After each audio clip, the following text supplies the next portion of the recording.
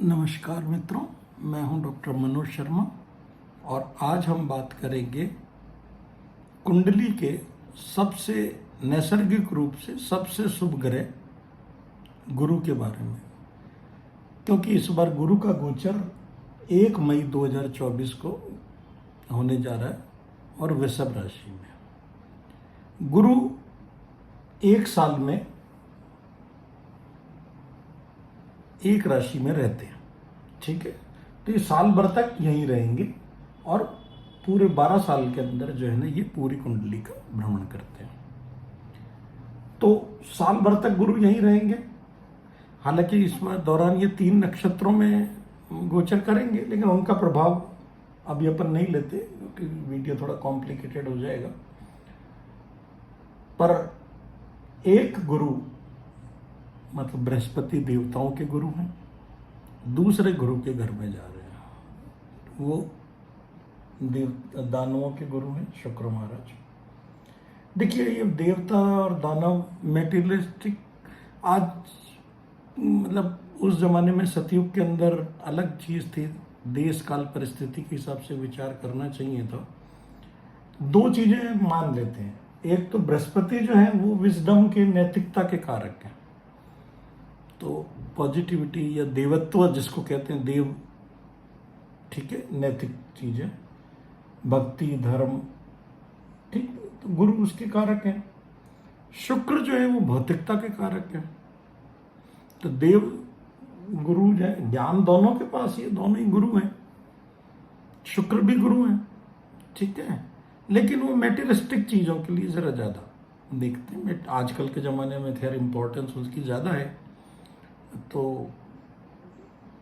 भौतिक चीजें, धन, सजावट, कला, ठीक है ना, नृत्य, गायन, गहने, कपड़े, परफ्यूम, ये सब चीजें, मेटीरियलिस्टिक चीजें जितनी भी हैं वो शुक्र से देखी जाती है।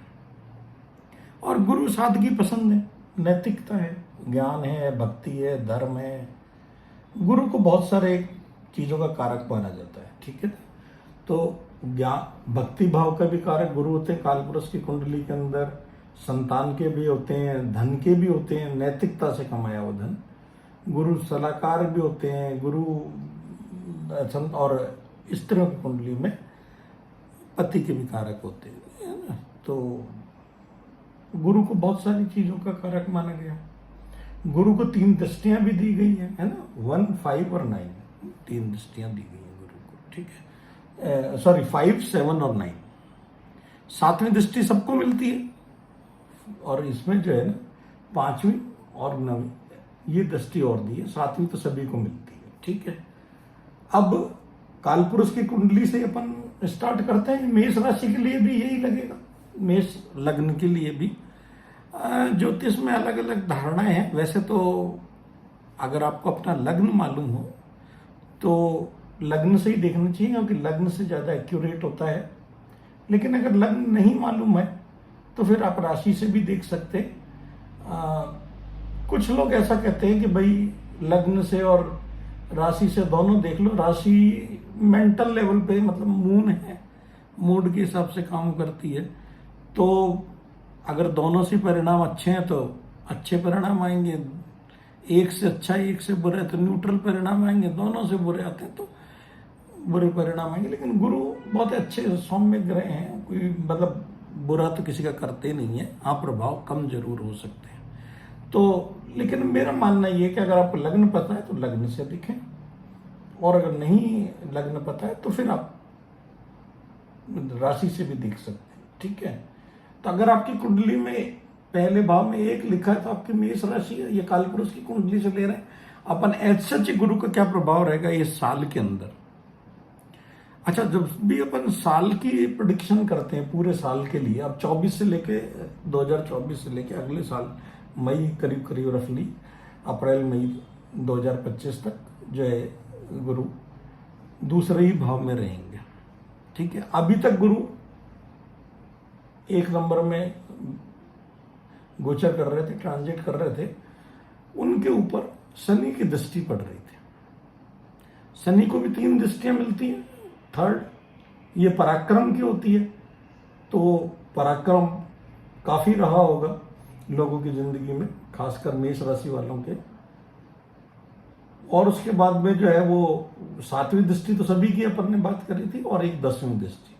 अब ये 8th भाव जो है, यहाँ पे शनि की भी दृष्टि आ रही है, जुपिटर की भी दृष्टि आ रही है। इसका क्या प्रभाव पड़ेगा अपन देखते हैं आगे। तो गुरु ये जो है दूसरे हाउस से अपन क्या देखते हैं, दूसरे हाउस से देखते हैं परिवार, धन। धन में जो संचित धन है आपका, बैंक बैलेंस, ज्वेलरी है ना, गहने, और परिवार जो एक्सटेंडेड परिवार है, दादा दादी चाचा चाची वगैरह सारा। 4th हाउस तो अपना घर का दिखते हैं ना, माता पिता और ये पूरा, तो वो न्यूक्लियर फैमिली समझ लो, ये एक्सटेंडेड फैमिली समझ लो। तो ये परिवार कारक है, और परिवार गुरु कारक भी है और धन के भी कारक है। वाणी भी देखते हैं यहाँ से, तो गुरु मतलब वाणी, गुरु का प्रभाव इस पे आएगा, तो वाणी इन मेष लग्न वालों के लिए या सभी की वाणी में कोमलता, ओजस्विता, ठीक है ना, धार्मिकता, नैतिकता, ये सब बढ़ने वाली है, ठीक है ना। दुनिया में जितनी भी लड़ाइयाँ वगैरह होती हैं उसमें वाणी का बड़ा इंपॉर्टेंट रोल रहता है। तो आपकी वाणी में ओजस, भोजन, गुरु भोजन के भी कारक हैं। तो खैर मेष राशि वालों के लिए आ ही गया है, तो एक सलाह है कि भाई थोड़ा सा खाने पे ध्यान रखें, क्योंकि गुरु फिर वो खा लेते हैं तो वेट गेन की भी एक जो है ना गुरु की टेंडेंसी रहती है। तो ठीक है, अब शुक्र जो है वो उस घर में गए, गुरु हालांकि ठीक है कंफर्टेबल तो नहीं है, मित्र तो नहीं मानते ज्योतिष में, लेकिन दोनों ही गुरु हैं। थोड़े दिनों बाद वीनस इनके साथ भी आ जाएंगे 1 महीने के लिए। शुक्र तो करीब करीब 1 महीने तक एक राशि में गोचर करते हैं, तो जब ये दोनों महीने साथ आ जाएंगे तो ठीक है, दोनों गुरु की चर्चा। लेकिन एक भौतिकता है और एक नैतिकता है, मतलब एक भक्ति है, धर्म। देखिए शुक्र भी ऐसा नहीं है कि कोई, शुक्र बहुत बड़े भक्त थे, शिव भक्त थे, और शुक्र महाराज को सबसे पहले मृत संजीवनी विद्या, मतलब गुरु से भी पहले शुक्र महाराज को मिली थी, ठीक है। गुरु को कैसे मिली थी वो तो एक अलग ही कहानी है। तो शुक्र से भौतिक, अब भौतिकता, बड़े बड़े सजाए घर के अंदर गुरु आ गए। गुरु को खैर उन चीजों से कोई फर्क तो नहीं पड़ता, ठीक है, जैसा भी है। लेकिन हाँ, शुक्र अपना वो करेंगे कि हाँ भाई देखिए मेरा घर है, ये है, वो है, सजा हुआ रहेगा। अब तो गुरु जिस भाव में बैठते हैं उस भाव की तो अच्छा करते ही हैं, लेकिन जहां पे एक्सेप्ट सैटर्न को छोड़ के कई लोग कहते हैं कि गुरु जो है वो शनि के अगर भावों में बैठे तो थोड़ा भाव की कमी करते हैं। लेकिन ये तो शुक्र की राशि है और इसलिए ऐसा कोई दिक्कत नहीं है। तो गुरु यहाँ पर भी अच्छा ही करेंगे परिवार के लिए, सभी के लिए, है ना। तो परिवार के लिए, धन के लिए, तो सभी के, खासकर मेष राशि वालों के लिए तो धन की वृद्धि करेंगे गुरु। और गुरु की दृष्टि पड़ेगी, जो 5वीं दृष्टि है वो पड़ेगी 6ठे भाव में। देखिए 2, 6 और 10 इसको अर्थ त्रिकोण कहते हैं, ठीक है। 4 पुरुषार्थ माने 1, 5, 9 ये धर्म त्रिकोण है। 2, 6, 10 ये अर्थ त्रिकोण है। 3, 7, 11 ये काम त्रिकोण है, काम डिजायर्स। और 4, 8, 12 ये मोक्ष त्रिकोण है। तो कुंडली में अपन ये 4 पुरुषार्थ देते हैं अपने हिंदू संस्कृति में, और ये 4 त्रिकोण बनाए हैं इसके अंदर, 12 राशियां, ठीक है ना। तो अब ये अर्थ त्रिकोण के अंदर आ गए गुरु, है ना। तो धन की वृद्धि तो करेंगे, लेकिन 6ठा भाव जो है वो रोग, ऋण, रिपुओं में, मतलब और कोई नहीं हो तो षड्रिपु, काम, क्रोध, लोभ, मोह, मद, मत्सर। गुरु की इस पे दृष्टि पड़ेगी तो जय गुरु की दृष्टि में, मतलब कहते ही हैं कि बहुत अच्छी दृष्टि, अमृत में ही मानते हैं, मतलब आप समझ जाइए उससे कि भाई क्या होगा, बहुत अच्छा प्रभाव पड़ती है। तो अगर आपके पास में कोई ऋण है, EMI वगैरह है, तो आपको कोई धन प्राप्ति होगी तो वो चुक जाएगी।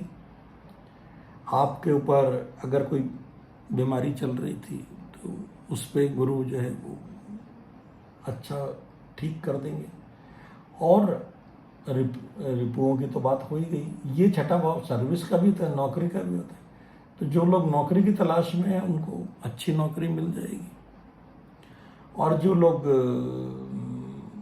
डेली रूटीन का भी है छठा भाव, ठीक है, तो सेवा मतलब सर्विस का भाव है। तो इसका सर्विस, एक तो नौकरी होती है, सर्विस तो नौकरी है, लेकिन सर्विस का भाव है सेवा भाव। सर्विस मतलब सेवा। तो जो लोग सेवा भावी हैं, जो लोग सर्विस में नहीं भी हैं, वो अगर मान लो बिजनेस में या सेवा भावी में, और गुरु से अपन टेम्पल को भी देखते हैं, मंदिर को भी देखते हैं। तो जो लोग मंदिर में या गुरुद्वारे में या जो भी अपने धार्मिक स्थल है या गुरु की सेवा करते हैं, तो उनको धन की वृद्धि होगी। ठीक है, आप करोगे यहां सेवा, वृद्धि यहां धन की होगी। ठीक है, 8वें भाव पे दृष्टि आएगी। अब 8वें भाव पे शनि की भी दृष्टि आ रही है। शनि की दृष्टि थोड़ा सा डिले कराती है, शनि को डिले, ठीक है ना, और डेडिकेशन, डिवोशन, थोड़ा सा आइसोलेशन भी लेते हैं। 8वां भाव भी थोड़ा सा आइसोलेशन का ही है, रहस्यों का भी है। शनि 6, 8, 12 के कारक भी हैं। तो शनि की दृष्टि पड़ रही है 8वें भाव पे, ठीक है। और काल पुरुष की कुंडली के अंदर शनि अब 11वें भाव में, 11वां भाव जो है ये इच्छा पूर्ति का भाव होता है। 8वें भाव से में एस्ट्रोलॉजी भी देखते हैं, रहस्य भी देखते हैं। 8वें भाव से एक और चीज देखी जाती है इसके अलावा, कोई अनअर्न मनी, यानी जिसके लिए आपने मेहनत नहीं करी हो। पुराने जमाने में कहते थे कि गड़ा हुआ खजाना मिल जाए। आजकल के जमाने में अनअर्न मनी समझ लो, कोई लॉटरी हो जाए या शेयर मार्केट हो जाए या इनहेरिटेंस हो जाए या इन लॉज से हो जाए कुछ। तो इस तरीके से कुछ ना कुछ आपको जुपिटर की वजह से गुरु की दृष्टि भी पड़ रही है। हालांकि थोड़ा सा शनि की भी है। हाँ, शनि मकान के कारक होते हैं, या पर्टिकुलरली ओल्ड हाउस वगैरह के, तो वो मिल सकता है, ठीक है। नहीं तो हालांकि डिले हो सकता है उसके अंदर थोड़ा सा, लेकिन मिलेगा जरूर। सैटर्न 1 साल तक सैटर्न भी यहीं रहेंगे, उसके बाद में राशि परिवर्तन करेंगे, ठीक है। गुरु भी 1 साल तक यहीं रहेंगे। तो ये गुरु का राशि परिवर्तन है, और खास करके मेष राशि वालों के लिए। तो अब तक जो गुरु महाराज थे, उससे पहले अब तक शनि के प्रभाव में थे, तो अब ये शनि के प्रभाव से निकल जाएंगे, ठीक है। हालांकि अपने मित्र की राशि में थे, मंगल की, लेकिन शनि के प्रभाव थे तो गुरु अपना पूरा फल नहीं दे पा रहे थे। अब अपना जो है वो गुरु अपना पूरा फल दे पाएंगे, क्योंकि शनि के मार्ग से निकल जाएंगे। और बीच बीच में जो छोटे ग्रह जो 1 महीने में, जैसे सूर्य है, बुध है, शुक्र है, वो इनके साथ आएंगे, तो थोड़ा बहुत परिवर्तन होता रहता है। लेकिन हाँ, 1 साल के लिए तो मेष राशि वालों के लिए धन के लिहाज से साल अच्छा रहेगा। तो ये था मेरा विश्लेषण गुरु के गोचर के लिए, है ना, खासकर मेष राशि के लिए। अगर आपको पसंद आया हो तो please like, share and subscribe. मिलते हैं अगले वीडियो में। नमस्कार, धन्यवाद।